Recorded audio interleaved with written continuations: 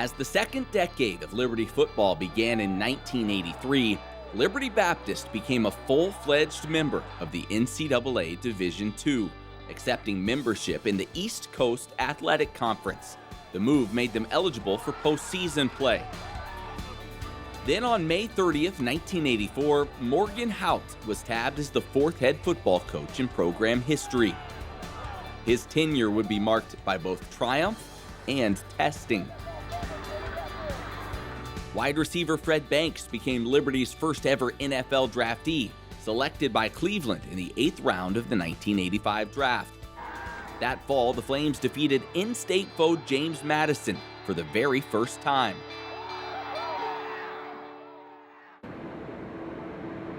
But then came November 6th, 1985. And with it, the unthinkable. The remnants of Hurricane Juan had inundated Lynchburg, Virginia.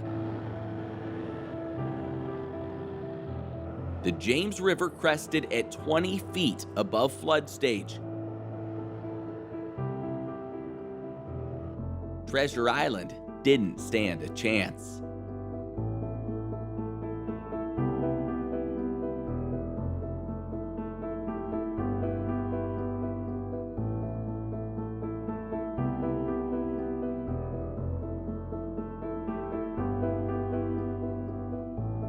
The football building was not spared from the devastation.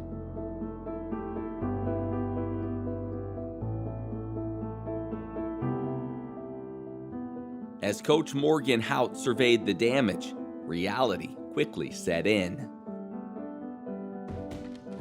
I tell you, it was really worse when I saw it than what I thought it could ever be, and I thought it could be pretty bad.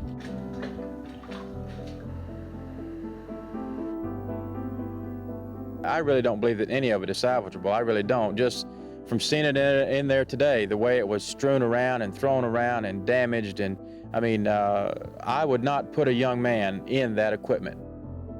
Which meant that Coach Hout had to tell the team the heartbreaking news. The 1985 season was over. The players were understandably stunned. I guess I can just say that I can hit my books real hard and stay. Man, I don't have nothing to say. Somehow, deep down inside, I just don't really feel it's over yet. Still, the determination to move on was strong.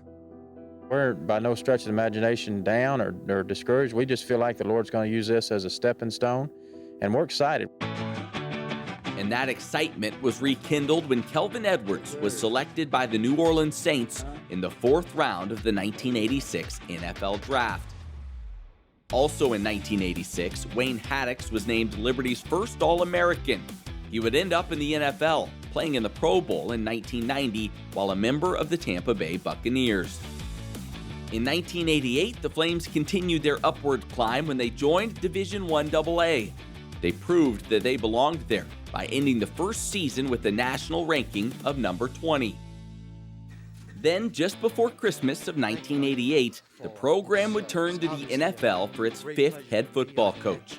Sam Rutigliano, 1980 NFL Coach of the Year with the Cleveland Browns, took over the reins after being away from coaching for a few seasons. I wanted to go back to coaching for a reason.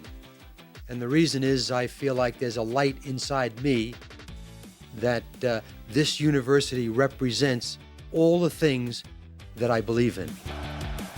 When Coach Sam got to Lynchburg, he was pleasantly surprised by a diamond in the rough in the form of tight end Eric Green. I heard about this guy, great hands, great athlete, and then when I saw him... Over the middle to Eric Green, touchdown! It was like, Michael Jordan. Green was instrumental in Liberty's first FBS victory, catching the winning touchdown to beat Eastern Michigan.